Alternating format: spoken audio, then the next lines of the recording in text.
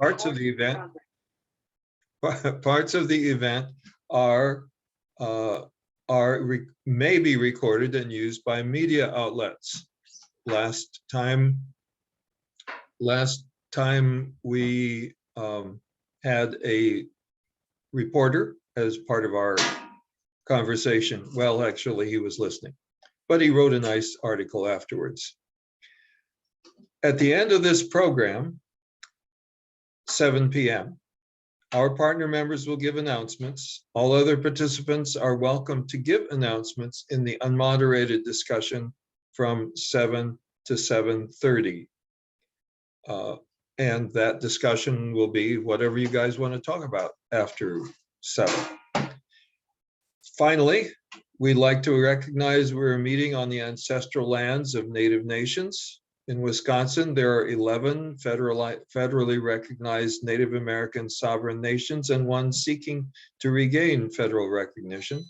We acknowledge these indigenous communities who have stewarded this land through the generations, and we pay respect to their elders, past and present. With that, it's time to start, and here's Amy. Thank you, Neil. Great job with all of our reminders. We have so much to get to tonight. We're going to jump right in. But before we get started, we want to hear from as many of you as are interested in participating. And the best way to do that with this many of us, if you want to ask a question or share a comment or a thought, please do put a question mark in the chat. That will be my cue to call on you. And then I welcome you to unmute and join the conversation. If you would like to contribute something, but you believe it's a little sensitive, or you would just not like your name connected to the thought or question, that is fine as well. Go ahead and send me a direct message. I will share the content of your question or comment, but not the author. All right, so we're going to break up the discussion this evening into 3 parts. Our first part is going to be about relationships, where we're going to discuss allyship.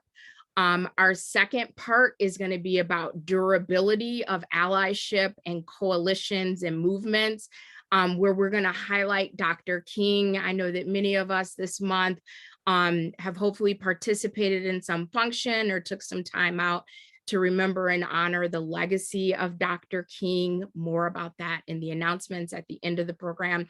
But we're going to specifically talk about the last year of Dr. King's life, and what his ally relationships looked like, many of them, and how durable or not those relationships were. So that will be the second component of our evening. And then finally, we'll end with the importance of diversity in our coalitions. And spoiler alert, the question that we're going to propose is, who are we keeping out and why? And is that a good idea? So we're going to, it'll make more sense once we get there, but we're going to start with relationships and allyships. We're going to move into durability of allyships and relationships, and then end with the importance of diversity. All right. So the thing that may have drawn many of you to this discussion is the header. You can't have allyship without relationship. So we're going to begin with defining allyship. Is there one perfect definition that completely captures it? No, but we're going to talk about a couple and then use some do's and don'ts to frame our discussion. And I'm hoping it'll be really robust. So the first definition I like to start with, I have a couple. The director of diversity programs at Mayo Clinic defines the act of allyship as when a person of privilege works in solidarity and partnership with a marginalized group of people to help take down the systems that challenge that group's basic rights, equal access, and ability to thrive in our society. So I'll repeat that. When a person of privilege works in solidarity and partnership with a marginalized group of people to help take down the systems that challenge the group's basic rights, equal access, and ability to thrive in our society. It's not too big. It may let me put that in the chat. I will give it a try. All right, there we go. The second definition I want to take is out of the book Me and White Supremacy. If you haven't read it, you've probably heard me recommend it. It's a really great read. It is not a long read. Week 3, it's broken down into 4 weeks. Week 3 focuses on allyship, and this book is by Layla F. Saad. And it says allyship is an active, consistent, and challenging practice of unlearning and re-evaluation in which a person of privilege seeks to work in solidarity with a marginalized group. Allyship is not an identity. It is a lifelong process of building relationships based on trust, consistency, and accountability with marginalized individuals and or groups. Allyship is not self-defined. Our work and our efforts must be recognized by the people we seek to ally ourselves with. So I think there's a lot to unpack in both of those definitions. I am excited and curious to see if any of that resonated with you. If you have any questions, comments, etc. But to frame our discussion, and I'll put the link in the chat. So it's called A Guide to Allyship, and I will put the website in the chat. And they had some pretty good resources, so feel free to click on that and peruse as your schedule permits. But I want to frame the conversation in some of their do's and don'ts, and we can feel free to add our own. So it's a pretty lengthy list of do's and don'ts. I think a lot of interesting takes. So I will read the first couple and then put them in the chat so you can see them, and then open the floor for questions, comments, etc. And again, if you want to share, just go ahead and put a question mark in the chat, and that way I'll know to call on you. So we're up to 37 people, which is great. So we're not talking over each other. So if we're starting with the do's with respect to allyship, the first one is do be open to listening. Do be aware of your implicit biases, okay? So I am going to drop those first 2 in the chat and then open the floor if someone would like to share. So be open to listening and be aware of your implicit biases.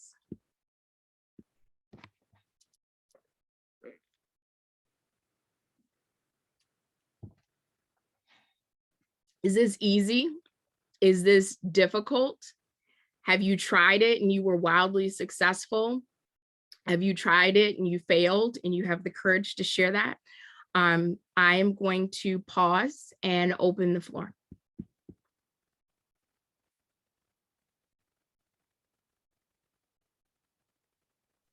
It's hard to be aware of our implicit biases.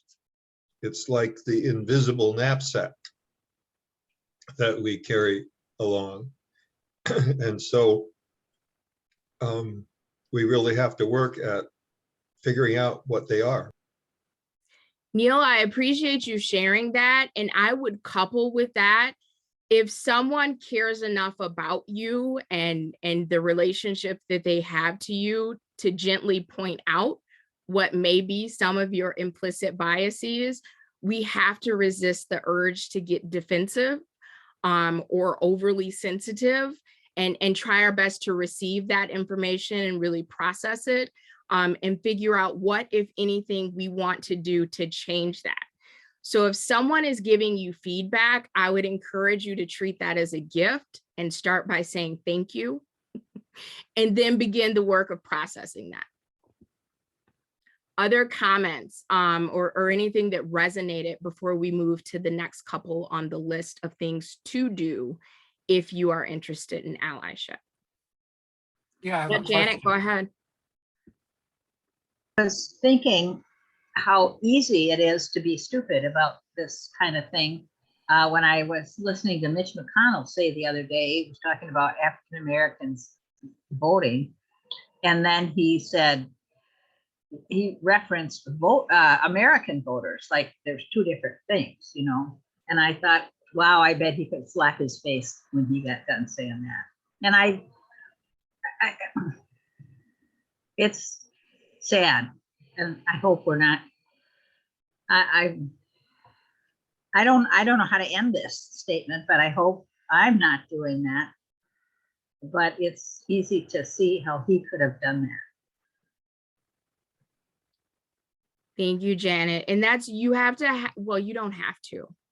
It is a good idea, in my opinion, to have people of diverse opinions and lived experiences in your circle. And they can gently, you know, call you in and say, you know, Janet, that comment you made, I don't know if you meant it this way, but this is how it could have been perceived. And you can accept or reject that information. But again, I would encourage you to take it as a gift and then start the work of processing it. Thank you. Anyone else? Yeah, who wrote these definitions? You came up with a couple of definitions. The first definition was from, and I will mess up the name, so I'm not going to attempt it, but is the director of diversity programs at the Mayo Clinic. That's the definition that's in the chat.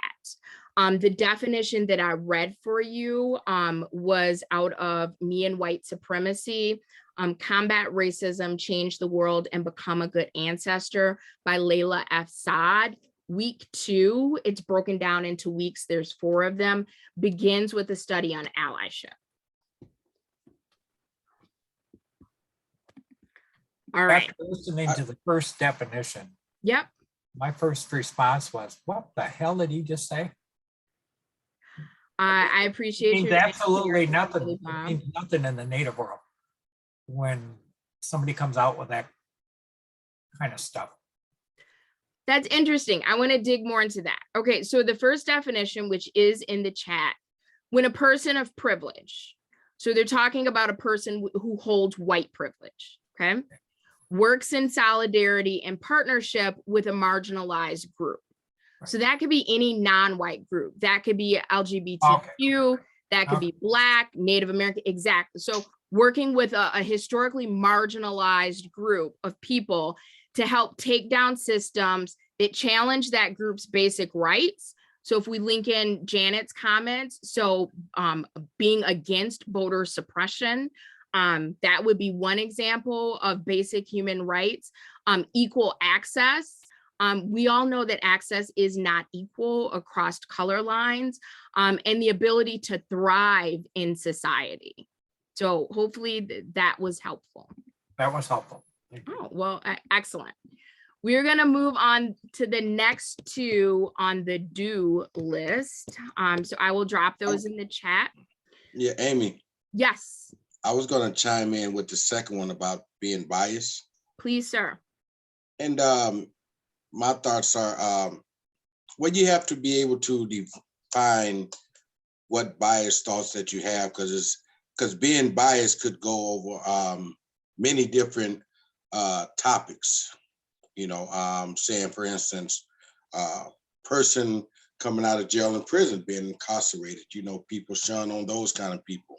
But being able to take it step by step and understand the biased thoughts that we have for whatever reason, for whatever person, I think is the first key to allowing that person to understand their biased thoughts.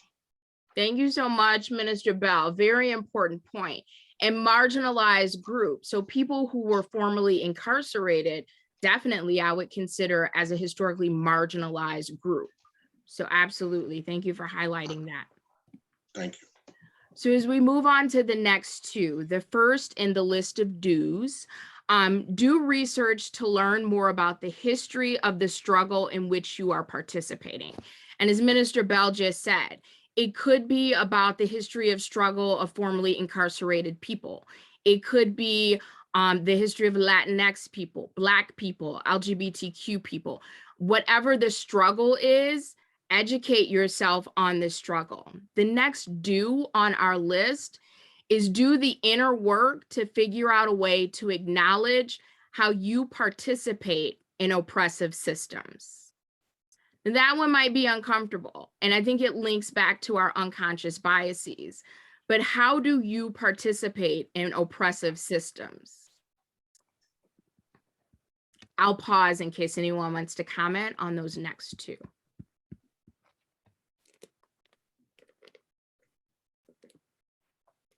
Angel, please go ahead and unmute.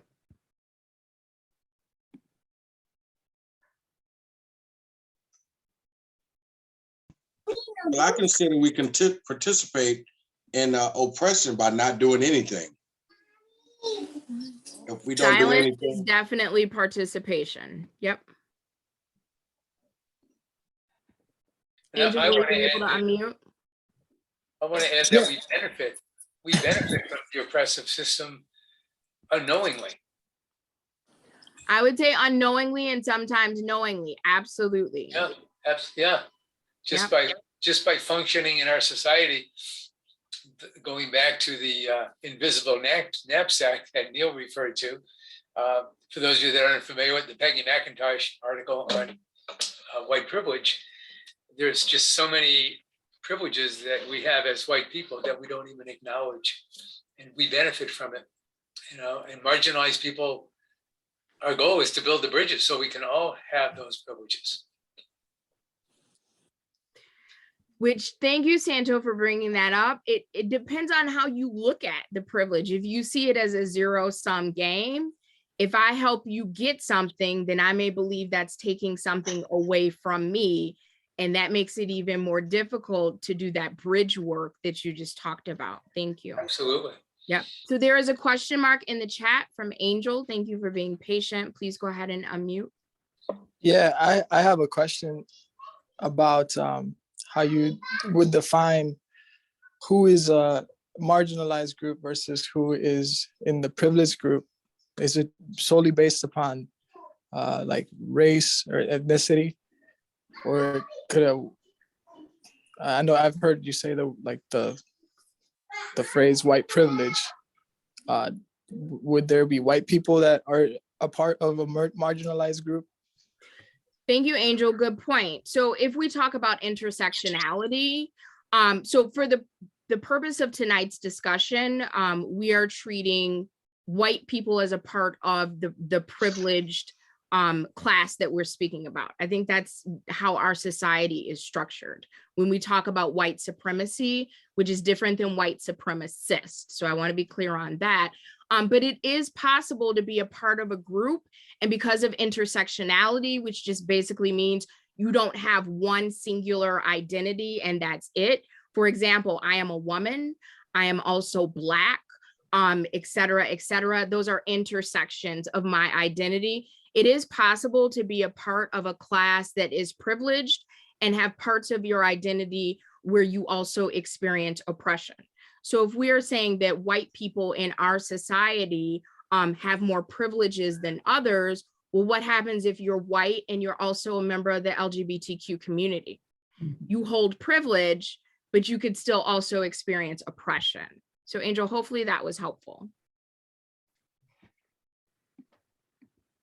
Well, isn't it possible to define both the marginalized and the privileged as just asking the simple question, would you change places with that person or that group?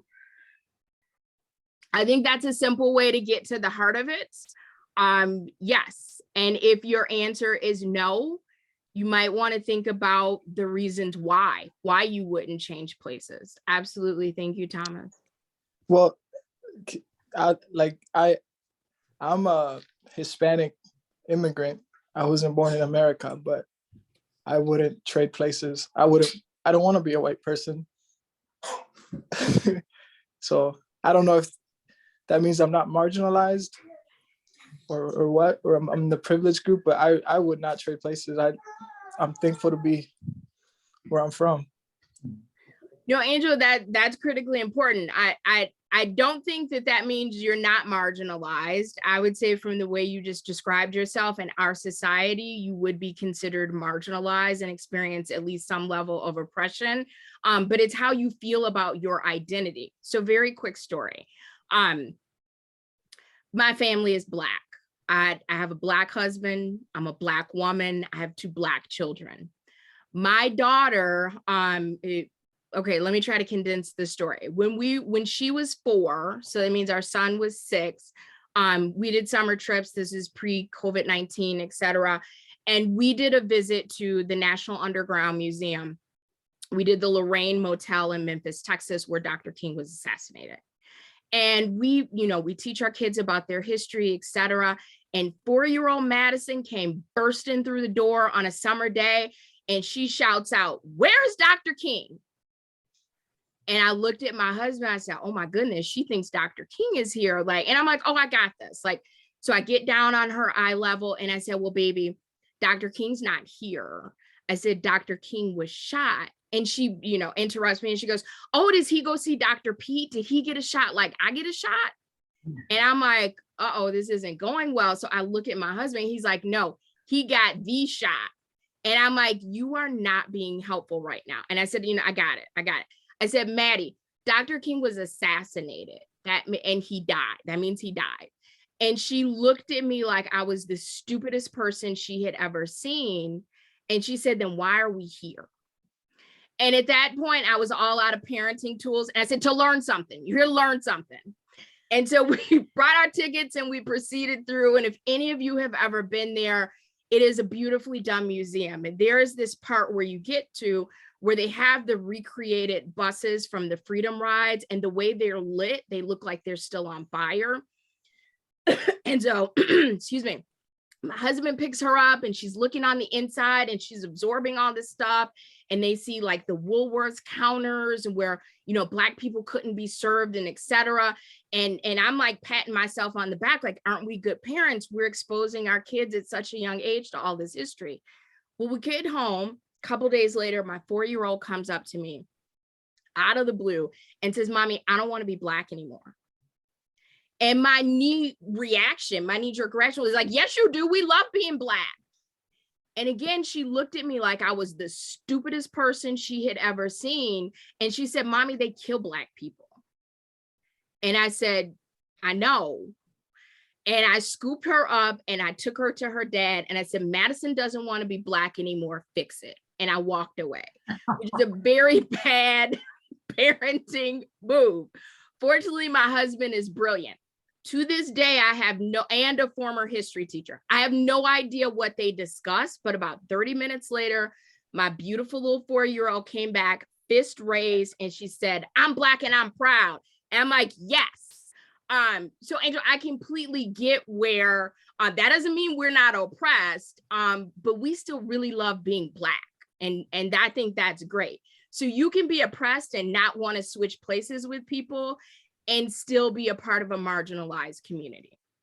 All right, I am going to stop talking for a moment. Last call for comments before we moved on the last 2 do's.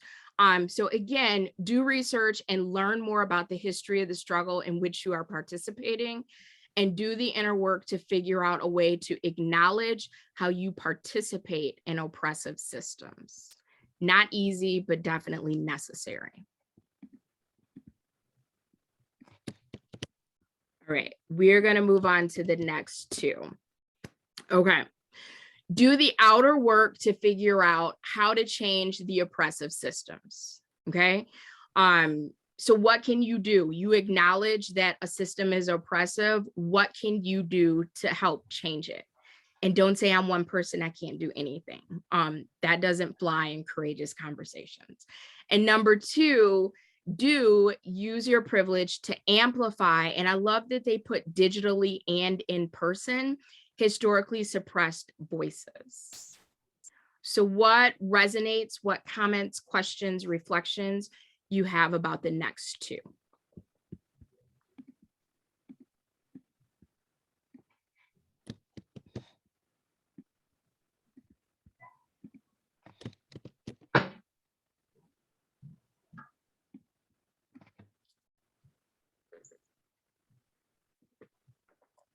So how have you used your privilege to amplify either digitally or in person, or hopefully both, historically suppressed voices?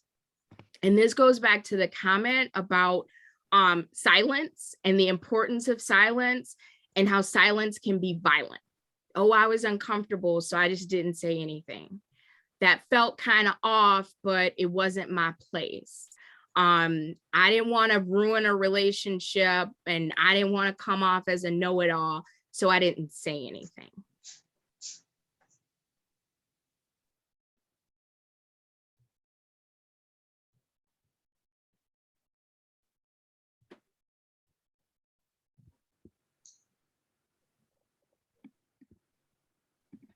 We can post things on our Facebook pages about things that are going on. So one of the things I want to do, have been going to do, is to say that during our celebration of Martin Luther King, we are now reading a book of his sermons called A Knock at Midnight. And it's one small way of listening. Thank you for adding that, Neil. And I would only say, is please make sure, and this, whether you're showing up for people digitally or in person, and I know this is the case with you, Neil, but that the rest of your actions align with the thing you're posting or the thing you're saying to someone. So just make sure that there is congruence there. All right. Jean, you have a question or a comment? Please unmute. Yes, I would just like to share. 5 years ago, when there was a presidential election that totally shocked me, I got in touch with a friend of mine from high school that I knew had differing views. And so, but we respected each other. And so we have been corresponding, emailing for the last few years and suggesting books that we can broaden our understanding, our awareness. And so it's been really an interesting experience. The last book that I shared with him was The Sum of Us. And I find that that author does an amazing job of explaining the Black experience that she has had and she's found in her research. She does it in a kind, honest, open way. And what I really appreciate about that book is the fact that she explains that a lot of the legislations are made perhaps, well, with a racial perspective that is not focusing on everybody within our country. She focuses on the fact that a lot of times our legislators are making decisions that hurt not only our Black Americans, but also a lot of our white Americans, the white Americans that are living in poverty. And so she's done an awesome job of indicating that instead of the sum of one person, it's how do we work to make it the sum of all people working together. So I highly recommend that book. Jean, I do as well. If you haven't seen it, The Sum of Us by Heather McGee is really great. And she uses the analogy of the drained swimming pool. Yes. And so it's talking about public goods and who are public goods for. So when faced with integrating swimming pools, White officials decided we don't want Black people in our pools. We would rather drain the pools.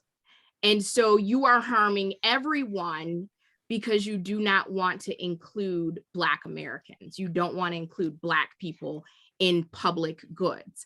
And how often has that same sentiment been transferred into other areas? I am willing to cut off my nose to spite my face because I don't want you to have. So if you see things as a zero-sum game, if you get something, that means I have to give something up.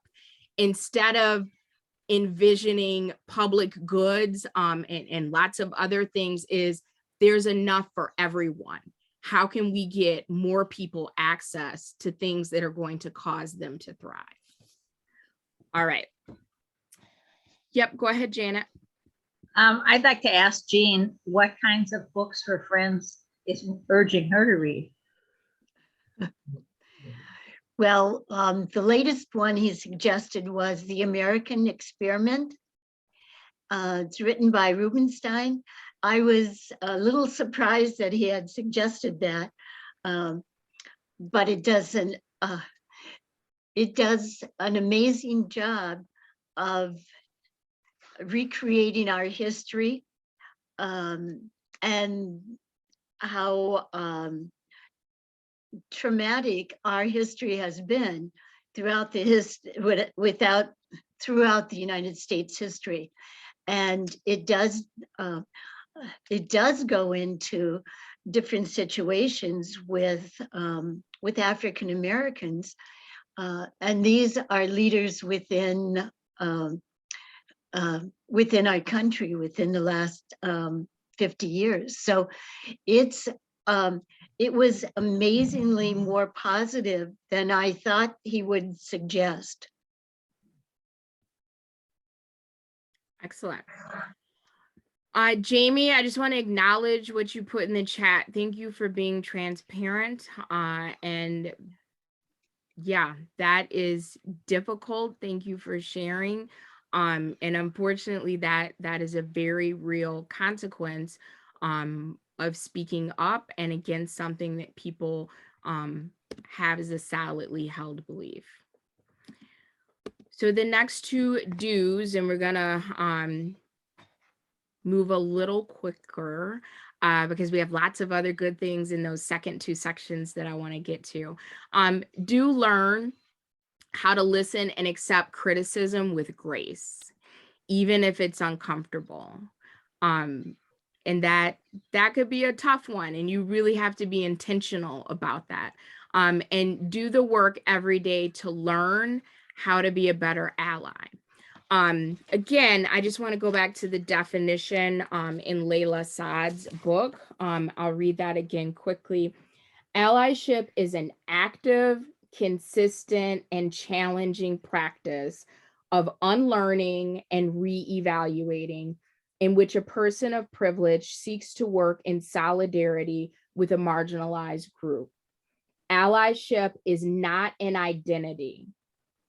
It is a lifelong process of building relationships based on trust, consistency, and accountability with marginalized individuals and or groups. Allyship is not self-defined. Please don't walk around and tell people what a great ally you are to the fill in the blanks. Let them say it about you. Our work and our efforts must be recognized by the people we seek to ally ourselves with. Okay, so hopefully that is helpful. The last two, nope, those were the last two on the do list. Let's jump into the what not to do. All right, so do not expect to be taught or shown. Take it upon yourself to use the tools around you to learn and answer your questions. Now, that's not saying that you can't learn from other people. You can ask questions, but for me, the key word there is expect. So please don't operate with a sense of entitlement. Very quick example, there was an acquaintance that I was in a conversation with, and I recommended this book to her because of the discussion we were having, me and white supremacy. This is a woman who happened to be white. And her response was, oh, good, I'll read it. And I'm going to call you with all of my questions. And I said, well, unless you're cutting me a check, no, you will not call me with all of your questions. I'm glad you mentioned that so we could get this cleared up before you began the book. So don't expect it. It's not that it won't happen or it can't happen, especially if you are in relationship with people. That seems pretty organic, but definitely don't expect it.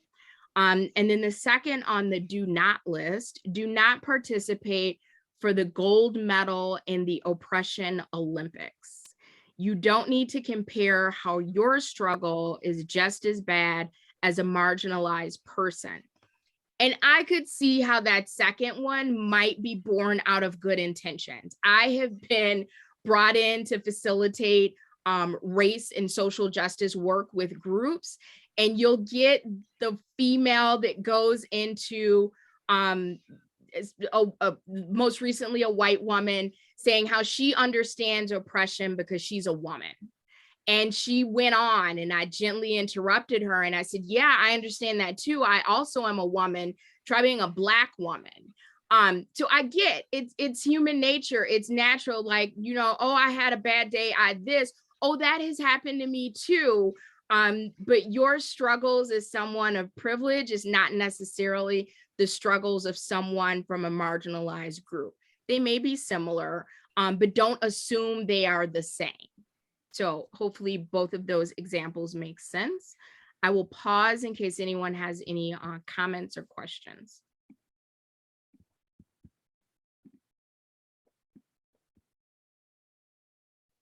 Yeah, I think we're back to my original statement about, would you like to change places with that person? Yep, and just to remind us of Angel's comment, just because someone would not like to change places with someone does not mean that they are not oppressed or a part of a marginalized community. But Tom, especially if you're looking at it from a person with privilege asking themselves that question, I think that's very appropriate. Any other comments or questions before we move to the next two on the do not list? Yep, Sarah, go ahead. I'm trying to figure out how to phrase this to make sure I don't accidentally say something wrong, so to speak. I've been struggling with that as a teacher, that I'm trying to learn as much as I can about all of the students that walk through my doors, trying to learn, trying to, you know, amplify their voices, but then at the same time, not wanting to have that expectation like you had mentioned, and trying to figure out, okay, how can I ask the students in my classes that do represent those, like, to what degree they're willing to help me understand more. I don't expect them to be the representatives, but I mean, last year, my best solution for a group was I said I had to some girls, I said that I found this wonderful book that I was given. Would you be willing or interested in helping me choose the poems of this book that think would represent your voice better? And then I thought, no matter what I say, it's going to be wrong because I'm not doing it quite right, but I want to try to. I mean, I can only do so much as a white woman that's, you know, middle class, and trying to think what can I do? And it feels like it's a vicious circle of how can I learn more and do more, but not make a mistake. So Sarah, I would just want to honor your willingness to try. And I love that you said, and I'm paraphrasing, that you want to learn everything you can about every student that walks through your door. I think that's a great place to start the work. One, take on that self-education piece. So don't put it on, especially a student, to be the teacher of you, of their lived experience, etc. But I don't think it's out of the realm or improper to say, hey, this is this resource that I found. This is why I think it'll be really good. Would you like to help pick some poems out of this? So the onus is not on them. They're not required or responsible for your learning, but they are a participant in what you want to bring to the table as an educator. So hopefully that is helpful. Angel, I see that you have a question mark in the chat. Please go ahead and unmute. Yeah, I guess I just wanted to clarify that the comment I made before, like I said it because I don't feel oppressed. I don't think I've never felt oppressed because of my race. And as a matter of fact, like I feel like I've gotten certain privileges, and like even when I went to college, I got certain money that wasn't available to my white friends because they were white, but it was made available to me simply because of the fact that I'm Hispanic. So that's just an example of it. So I that's why I say that is I've never felt depressed because of my race. Angel, I love that that is your experience, and I hope that continues. I think that's unfortunately very rare, but I'm really glad to hear that that is your experience. So someone sent me a private message that says not wanting to be called out. Completely get that. No one wants to be potentially embarrassed or highlighted for not knowing something that someone else felt that they should know. But being an ally and being in relationship with people requires some level of courage. And you got to be willing, you know, to kind of paraphrase what Sarah said, you got to be willing to step in it and assume that not if it will happen, but assume that it will happen. And what will your response be? If you make a mess, clean it up and move forward. And is that comfortable? No. But is that how we learn? Yes. So I guess the question would be, how committed are you? All right, Lynn, you have a question mark. Go ahead and unmute if you would like. Yeah, sorry about that. I didn't know how this works. Like I was gonna type a bunch of stuff and then I hit return like you do when you normally write. So it just sent to you. So sorry about that. No, you're fine. So I guess I'm not turning the camera on because I'm not even comfortable on these screens always. And I didn't really know what this group was when I got the email exactly. But so I guess the only marginalized I'd say is I'm female and I have a very bad trauma past. So my problem with, like, I'm really good at speaking up for people and defending people if I'm like in 3D life, right? And like even when you, like, the hard part for me is it's such a toxic world out there, especially on social media. And I see white people speaking up and then being condemned for speaking up wrong, or saying like even when you say, and I totally understand, I'm not disagreeing, but if I were to say to you, I'm female too and I have this struggle, I might be trying to relate to you instead of comparing, because I've always been taught like you don't compare trauma, you don't compare hurt, like, you know, somebody's hurt is no different than somebody else's hurt, or so I would never do that kind of thing. But like for me, I'm not good at being attacked myself. So like speaking up or saying something, I'm fully willing to do in person. It's a lot harder in social media situations because there's so many crazy like groups will come at you. And I get like, I have so much anxiety and like, I think it's like the trauma response and I don't want to say the wrong thing. So sometimes I don't say anything. And then I get slapped with, well, if you don't say anything, that's violent too. And then it's like, fine, I just give up. I mean, it's like really hard to want to do the right thing, but you're fearful that you're going to do the right thing in the wrong way. And then you're going to get called out. And it just ends up being this big, messy, ugly, wanting so bad. Like, I just want everybody to, I almost said an F-bomb, sorry, get along and love each other. And like, I don't even understand like why it's so hard. It's so goofy to me that everybody can't just, like, we're all just people. And so I get caught up in really wanting to be passionate about it, but being afraid of being attacked because I have PTSD issues. And if that makes any sense, like in my real life, if you were in front of me and somebody were attacking, I don't care, color, spectrum of the rainbow, whatever, I would never stand there and let somebody be attacked. But in the bigger picture, how do you be a good ally without having like the whole internet coming at you. Cause I see it and it's so toxic out there.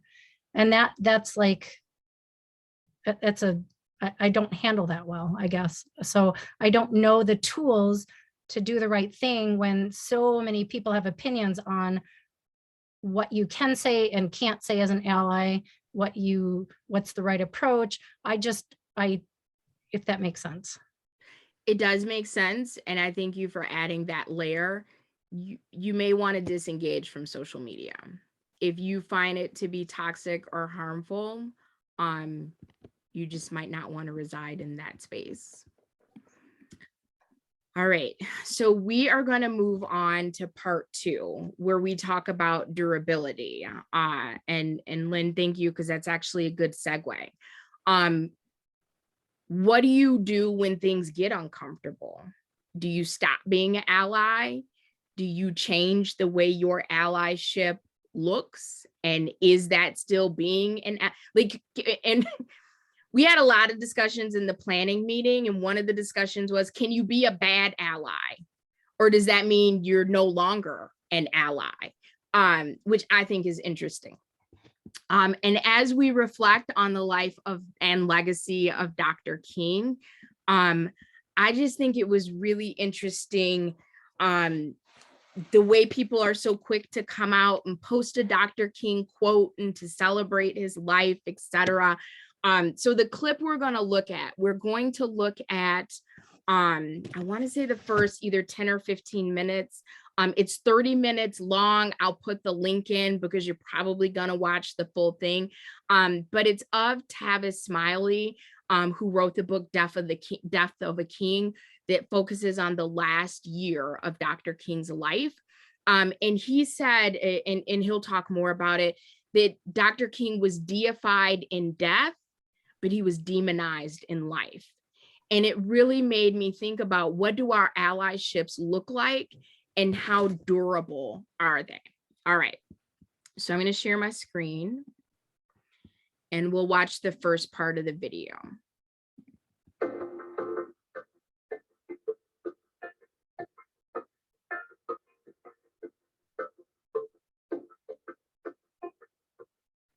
Everyone knows that Martin Luther King Jr. was the leader of the nonviolent civil rights movement. He gave the famous "I Have a Dream" speech on the National Mall. He was killed by an assassin's bullet April 4th, 1968. Dr. King never lived an easy life, but that last year of his life was pretty difficult for him.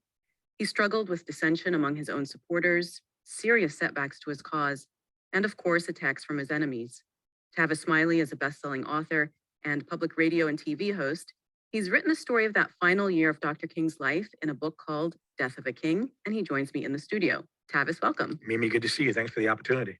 You said that you wrote this book because you think that Dr. King is misunderstood. Mm-hmm. How so? He has been so sanitized and so sterilized over the years that the truth about who he really was, I think, is ultimately going to be irrecoverable if we don't start to change the narrative now.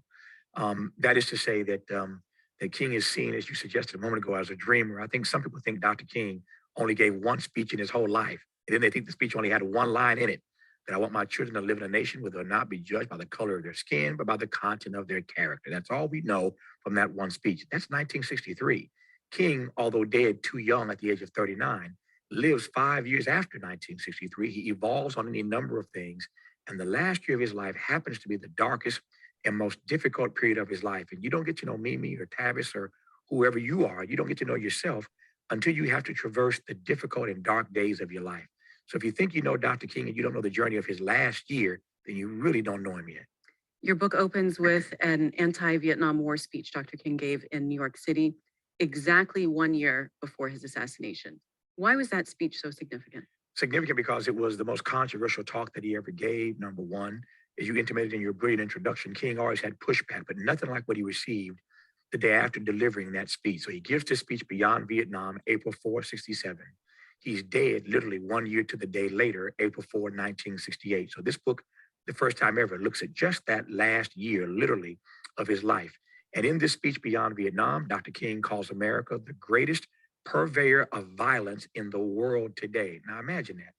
A Black man in the 60s saying to America, you, America, are the greatest purveyor of violence in the world today.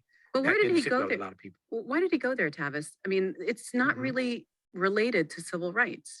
And there were people who complained about that. What they basically said was, Negro, we have given you license to talk about civil rights, but foreign policy is not your bailiwick. King was saying that budgets are moral documents, and they were saying, you don't tell us how to prioritize federal spending. King was saying that war is the enemy of the poor. The bombs you're dropping in Vietnam are landing in the ghettos and barrios of American cities. And they hadn't given Martin license to move outside of that lane. He was not going to be boxed in. He was against violence here. He was against violence there, as in Vietnam, and against violence everywhere. And it was his own supporters that were telling him, don't go there, Martin, don't go there. Not just telling him that, you're right. In his own organization, SCLC, the Southern Christian Leadership Conference, the only organization he founded in his lifetime, his own board of directors, Mimi, voted to condemn him essentially for his position so publicly against the war in Vietnam. His own board of directors pushed back on him. And so he was catching hell and hate from the inside and from the outside. So the inside, he called his own team a team of wild horses. He couldn't get his team inside to support him, but on the outside, the day after that speech for the next year, everything and everybody turns on him. The media turns on him. The White House, the Johnson administration turns on him. White folk turn on him. The last poll in his life, the Harris poll, found that 75% of the American people thought he was irrelevant in the last year of his life. Almost 60% of Black people, 60% of his own people, thought he was persona non grata. So everything and everybody I shifts find that against so hard him. to believe. I know. Irrelevant for Martin Luther King? I feel the same way. In the research, it is mind-boggling to read what Black folks said about him, what the Black press said about him, but the white liberal press, I mean, Fox News wasn't around then. We can imagine what Fox News might have said.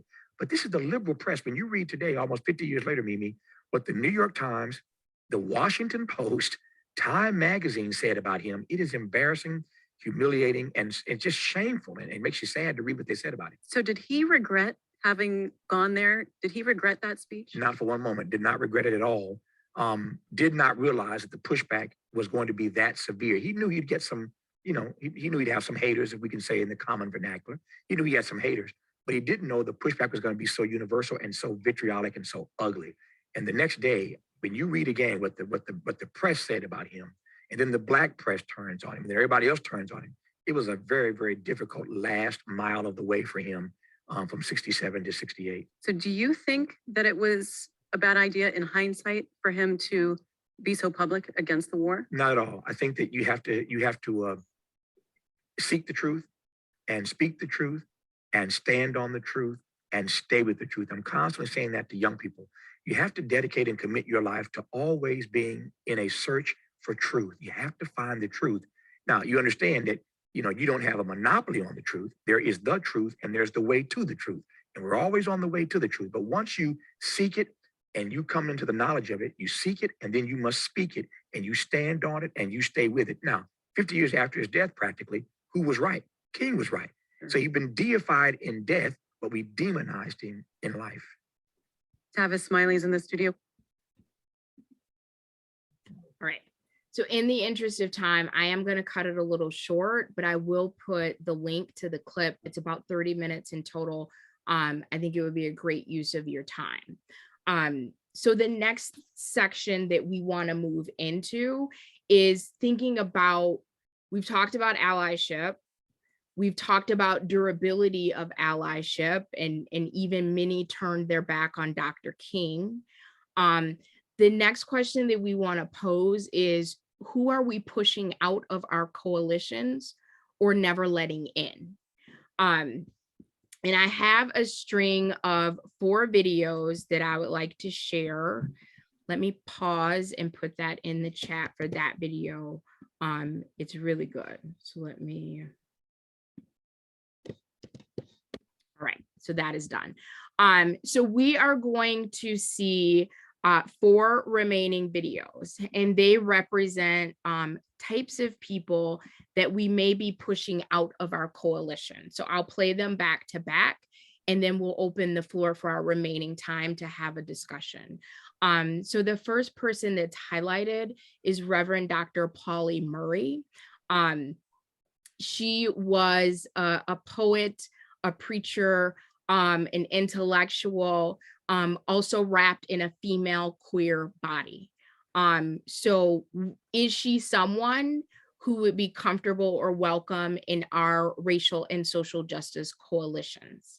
The next person that we'll visit is Mamie Till Mobley.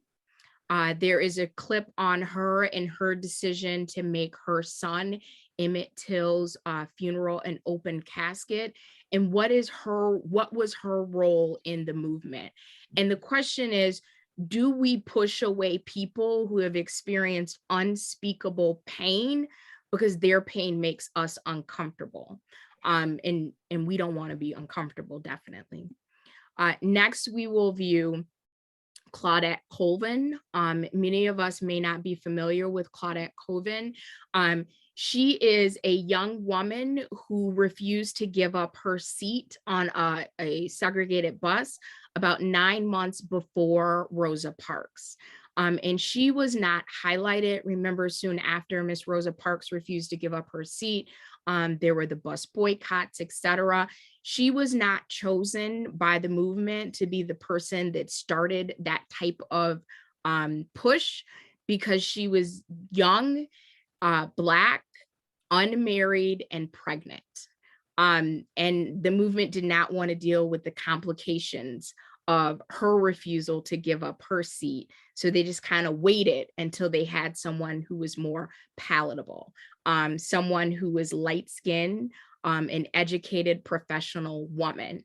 And then we started the bus boycotts. And then the final person that we will look at is Bayard Rustin. Do we push out people with controversial lifestyles?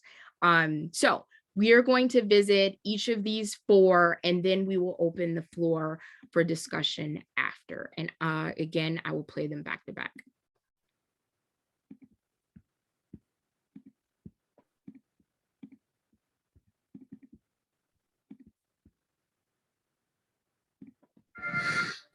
There are some people who now argue that you cannot teach American history without teaching about Pauli Murray. Pauli was a writer, a lawyer, a priest, a poet. Pauli was a feisty woman. I don't know. My name is Pauli Murray. My whole history has been a struggle in a society dominated by the ideas that Blacks were inferior to whites and women were inferior to men. Pauli was way ahead of the times. I chose for my senior paper, should Plessy versus Ferguson be overruled? My little argument went to the Supreme Court. Y'all see all of the different folks that are in this room? That is made possible by Pauli Murray. If you rip away everything, oppression is the business of not respecting one's personhood.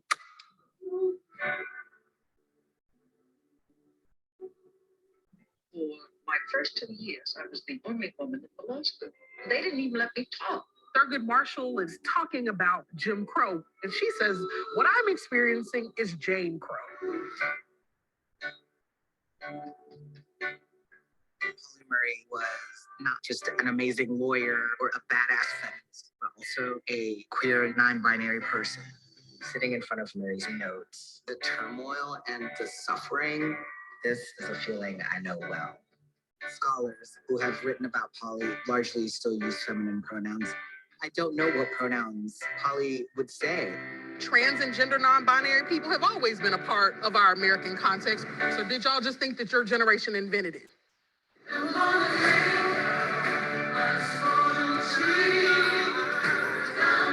If this country is to survive, we must live together in harmony. Pauli may not have realized they would be a beacon for so many folks. Pauli's time had not come. We have to work for a world in which it does come. You say I can't, I'll show you I can, even if I die trying.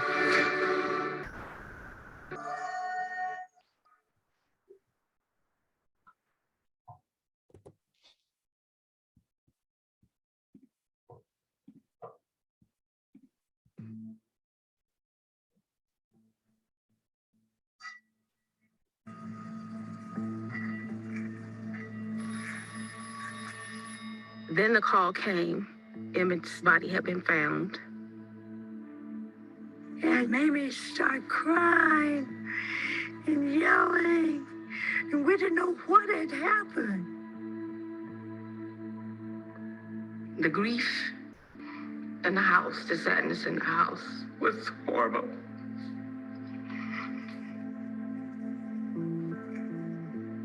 The screaming, the disbelief. Mamie was just devastated. It was hard to see her heart broken.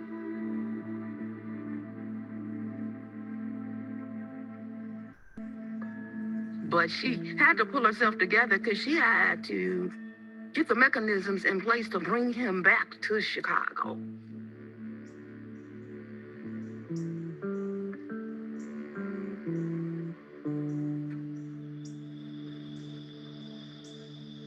Now, the Tallahatchie County Sheriff, H.C. Strider, orders that Emmett's body be buried immediately before the sun sets that day. The grave is actually being dug when Mamie gets the information that they're about to bury her son in Mississippi. First of all, why is the sheriff even making that decision? When have you heard of a sheriff deciding that the body should be buried? There's something really that they're trying to hide here. For his mom, that was an immediate red flag. She set off a domino effect. Miss Mamie began to call everybody she knew. She called the governor, she called Mayor Daley, she called everybody she could touch, and finally got them engaged to bring the child home.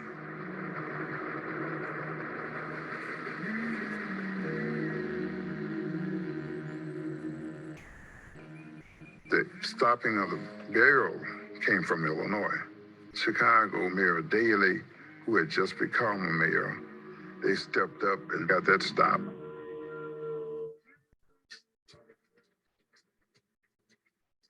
The same train that took Emmett down, the city of New Orleans train, brought his remains back to Chicago.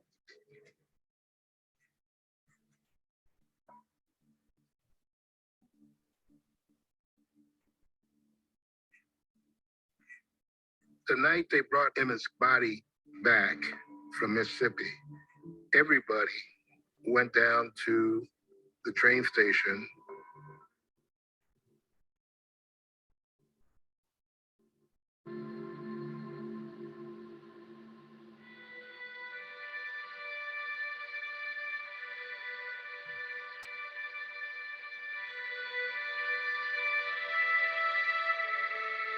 The body came in, understand, a wooden sealed box. Her uncle and authorities had signed an agreement that the casket would be sealed.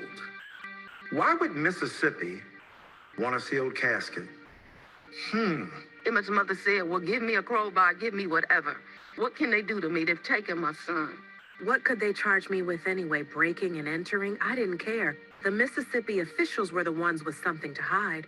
What on earth was it? What was I about to witness?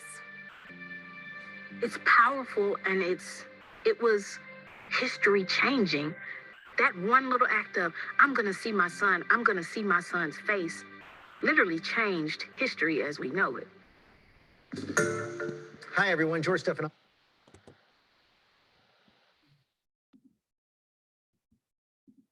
Well, she may not be well known, but 82-year-old Claudette Colvin is an important part of U.S. history. 66 years ago, she was arrested in segregated Alabama for refusing to give up her seat on a bus to a white woman. That incident happened 9 months before Rosa Parks. David Begnaud sat down with Colvin and spoke to her about a new development in her story. Meeting assistants now. It's very nice to meet you. Claudette Colvin has spent most of her 82 years as a convicted juvenile delinquent who would go on to college, work as a nurse's aide, and raise 2 sons. Do you think of yourself as an important figure in history? No, I think of myself as a survivor of the civil rights struggle. Her place in the civil rights struggle began when she was 15 years old, at the back of a crowded Montgomery, Alabama bus after school with 3 friends. I was sitting in the session that was allowed for colored people. And this white lady came. The bus driver demanded for the 4 seats. And this is you and 3 others. Students, yes. So 3 of them got up. Yes. And you refused. So I refused because this wasn't an elderly white lady. This was a young white lady. You're sitting there. Your classmates get up and move. Yes. What was going through your head as to why you refused to stand? I said, I could not move because history had me glued to the seat. And they said, how is that? I said, well, it felt as though Harriet Tubman hands were pushing me down on one shoulder and Sojourner Truth hand was pushing me down on the other shoulder. Now that happened 9 months before Rosa Parks was arrested for refusing to give up her seat on a Montgomery bus, overshadowing for decades what a teenager had also done. And the traffic patrolman came to the rear of the bus and asked me why I wasn't sitting there. I told him I was sitting there because I paid my fare and it's my constitutional rights. Now, watching this interview from a nearby room was Judge Calvin Williams. Today, he is the presiding judge of the Montgomery Family Court. And then what happened? Oh, lo and behold, 2 squad car patrolmen stopped and, cut the bus off. And they stopped and we said, oh my. We invited the judge to listen in and hear Colvin's account of what the police did to her in 1955. And he asked me why I wasn't sitting there. And I was even more defiant. And I said, I paid my fare and it's my constitutional rights. He said, constitutional rights? And no. And they put me in the squad car and they handcuffed me through the window. Claudette Colvin was jailed, charged with disturbing the peace, breaking segregation law, and found guilty of assaulting police officers, clawing them with her fingernails. They said I clawed the policeman and I kicked the police. I didn't do all of that. Was it the one and only time in your life that you've gone to jail? Yes. At the time I represented Claudette Colvin, there was no Rosa Parks case. As a young attorney, Fred Gray, later portrayed by Cuba Gooding Jr. in the film Selma, took up her case. That's before he went on to defend Rosa Parks. In his book, he pays tribute. The whole history of the civil rights movement may have been different, but for Claudette. At the age of 16, she made headlines again as one of 4 plaintiffs in the lawsuit that would end Alabama's bus segregation in the landmark Browder versus Gale Supreme Court decision. When you won in court, yes, you could sit in the front row if you wanted. Yes. And did you? Yes. But the charge of assaulting police officers remained. Fast forward to today. When Judge Calvin Williams in Montgomery, Alabama read her appeal, he expunged her 66-year-old criminal record. And I'm no longer a juvenile delinquent at 82. She was not present when the judge ruled. She didn't know his name. She didn't even know what he looked like. We have a surprise. It was a surprise. We have a surprise for you. What is a surprise? Someone would like to meet you. Hello, Ms. Colvin. Judge Calvin Williams. Wow. Judge Calvin Williams. Oh my. Got brown shoes. Oh Lord. Oh my goodness. On behalf of myself and all of the judges of Montgomery, offer my apology for an injustice that was perpetrated upon you. Oh, this is a surprise.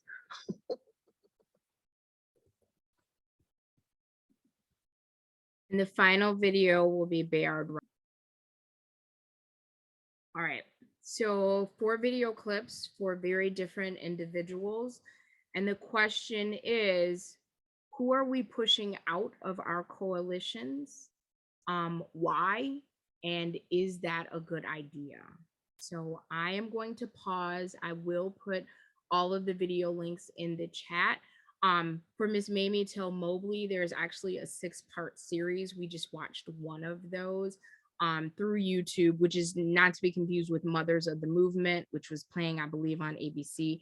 But if you are interested in learning more about her story, I will put that in the link as well.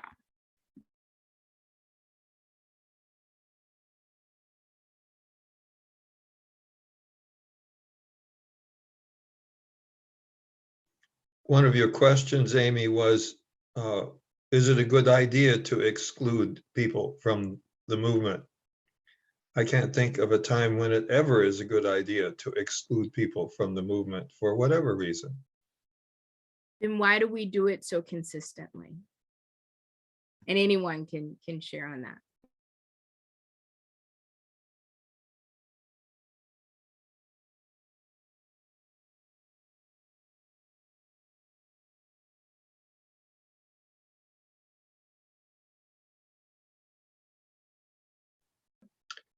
Discomfort. So thanks for playing along, Neil. So is our discomfort more important than the progression of the movement? And if yes, what does that say about us?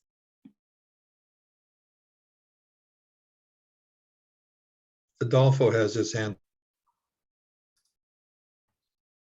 Please go ahead and unmute.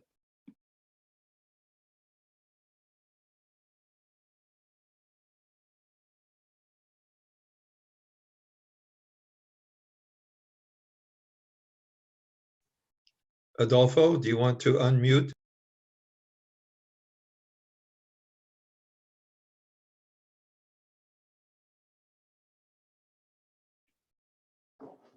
Okay, I am on mute. Sorry. Would you like to share? No, I didn't write down anything. Sorry. Maybe. Okay, no problem. I just muted myself. So how many of you were unfamiliar with some of the individuals that we highlighted in the 4 video clips? Or okay, Gail, thank you for raising your hand there.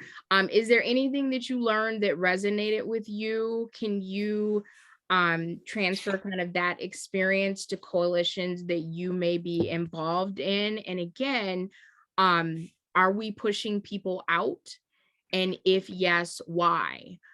So much like what Tavis Smiley shared about the final year of Dr. King's life, when people get too progressive or too out of line with what we are comfortable with, it's easy to turn our back. And who suffers from that? And is it worth it? All right, we have lots of question marks in the chat. I will start with Lynn. Go ahead, please. I'm wondering if part of the reason people might be left out would be just because people don't understand. And sometimes maybe they would leave someone out because they don't understand somebody's story or where they come from. Like I know the LGBTQIA, there's so much people are learning now. So if people are not understanding of things, maybe that would be part of the reason people would be left out. So learning, the more everybody learns about each other, the more inclusive everybody will become. I think that could be the case. Sometimes the more you learn about a person, the more you want to keep them out. And is that okay? And who pays the consequence for that? And there could be more than one answer to that response. Thank you for sharing, Lynn. Steve, go ahead and unmute, please. A lot of times it's simply a political calculation. Every group is going to make certain political calculations. What is going to be the impact of somebody that becomes the distraction? Does it sideline the movement? Does it? Anyway, those calculations are difficult. And how do you manage them? And how do you include folks? And yet, how do you keep on track with what goals are trying to be achieved? It can be just difficult. Steve, thank you for sharing. Adolfo, did you mean to put a question mark in the chat? If yes, please go ahead. Yes, this time I did. Perfect. Go ahead.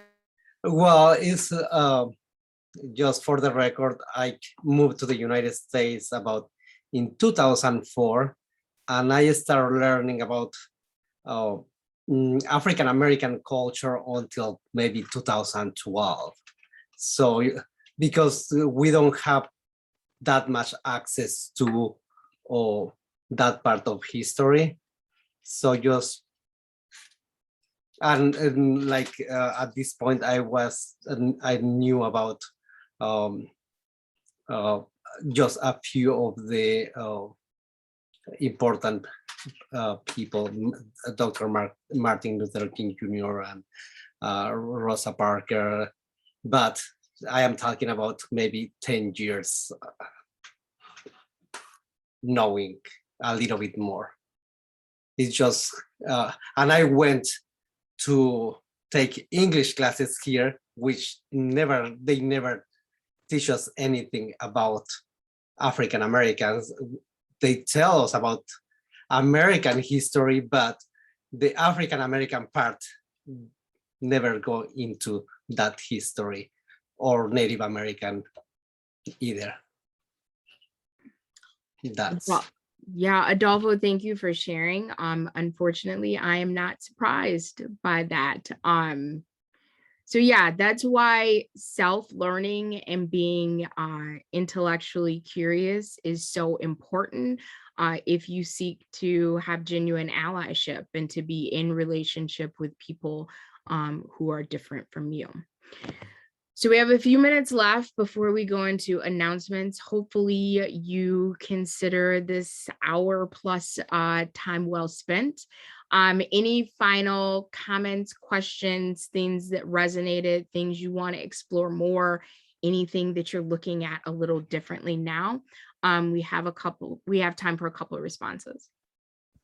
This is Jill, and I wanted to recommend a very positive book. I just found this at the library today. It's upside Amanda down. Gorman, who spoke at Joe Biden's inauguration, and it's a book of poems. Whoops, upside down.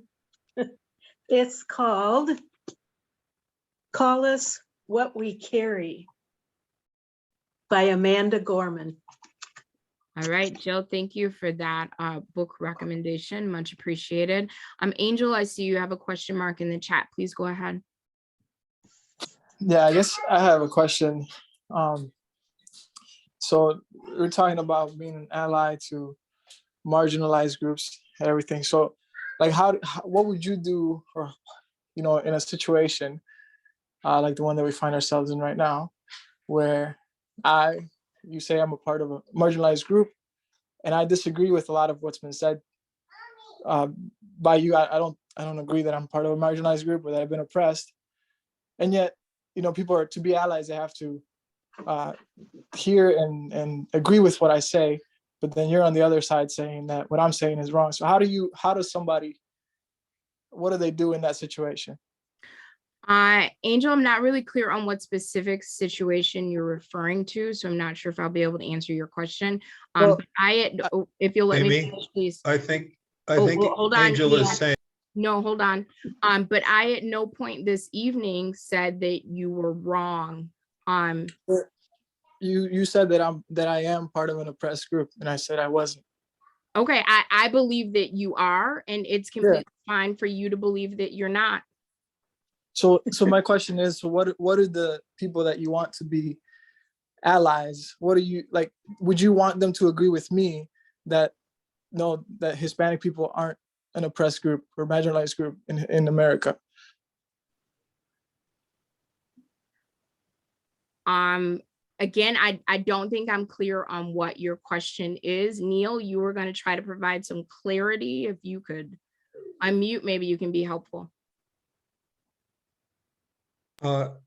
Angel, or is it Angel? Either one is fine. I respond to either one.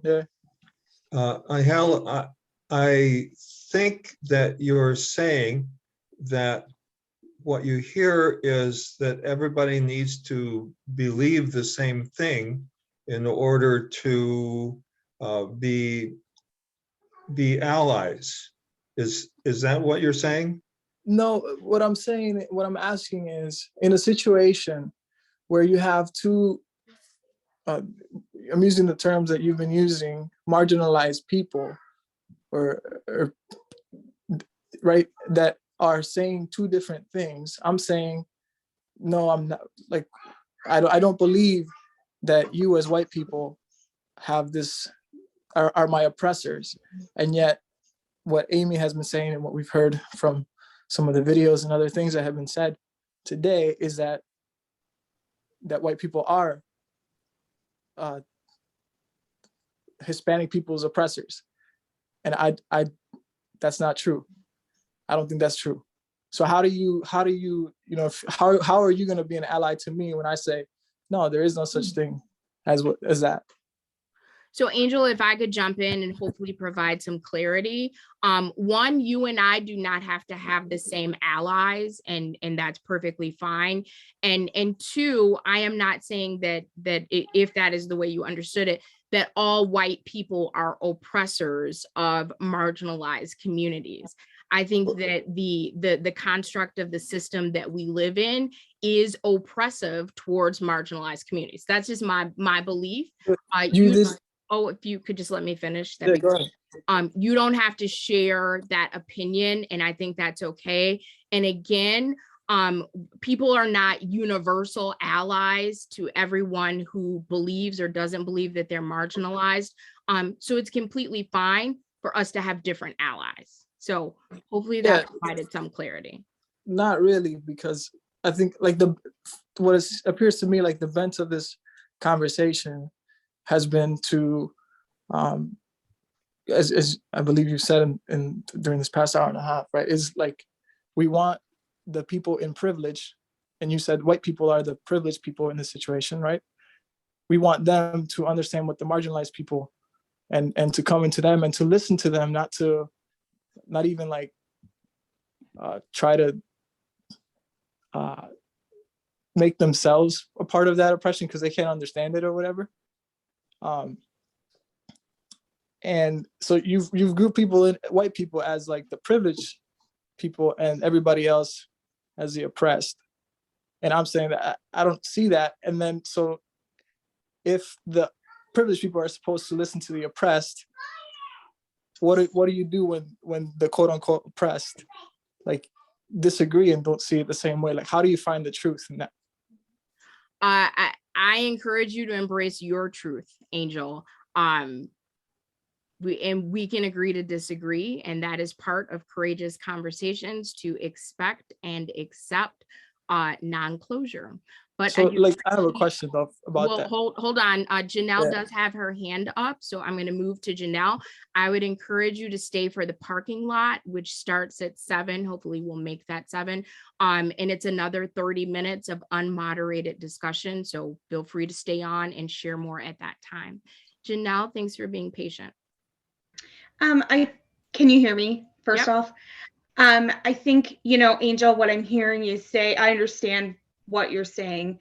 And I think as somebody who just wants to embrace and understand marginalized groups, part of that is also understanding that they are not monolithic.